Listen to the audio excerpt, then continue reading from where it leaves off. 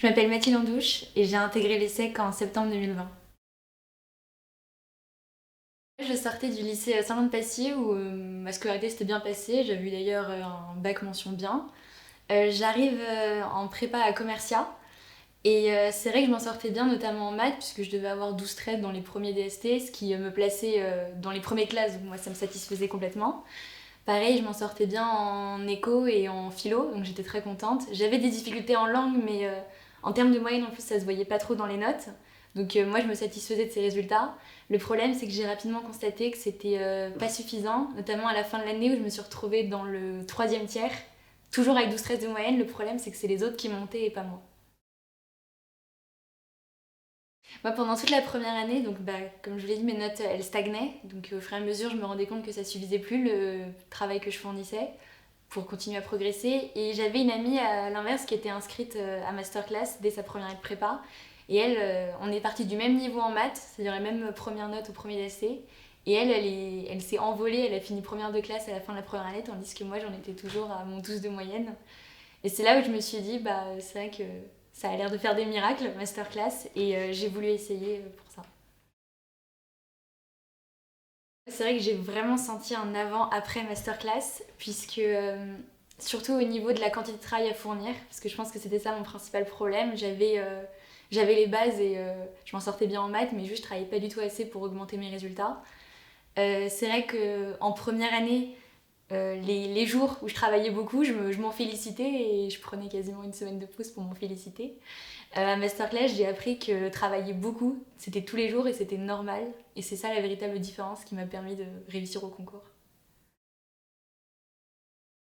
Avec Masterclass et notamment les polycopiés très détaillés qu'on avait, que j'ai beaucoup travaillé, c'est vrai que j'y ai surtout trouvé de vrais réflexes, notamment pour la justification à donner. J'ai remarqué que moi je perdais beaucoup de temps dans mes copies à réfléchir à quoi écrire pour une réponse que je connaissais, mais juste au niveau de la justification. Donc Masterclass, c'est vraiment ce qui m'a apporté cette rapidité, gagner beaucoup de temps et ce qui m'a donc permis de passer de 12 en prépa à 19 le jour du concours en maths.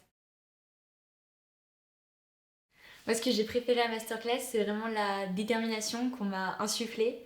Parce que c'est vrai que je pense que je suis pas naturellement quelqu'un d'extrêmement déterminé.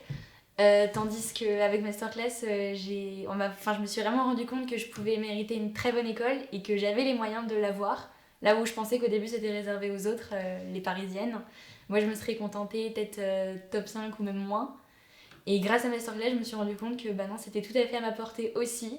Et c'est pour ça que je suis allée chercher les secs.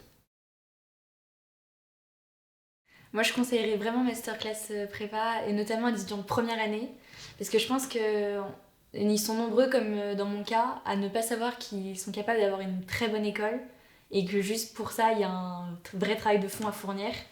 Je regrette presque de ne pas m'être inscrite à Masterclass dès la première année, parce que je pense que je me serais rendu compte de ce travail nécessaire plus vite, et j'aurais sûrement progressé plus vite et plus rapidement.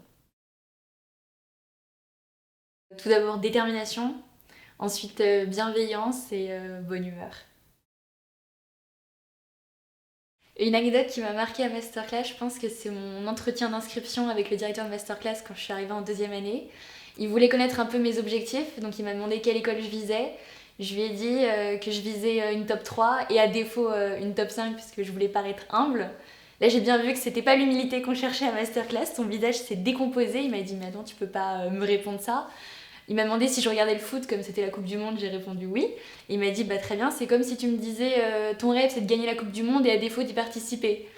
Et là c'est vrai que cette analogie elle m'a particulièrement marquée tout au long du reste de ma prépa, parce que je me suis dit qu'il fallait que je sois plus ambitieuse.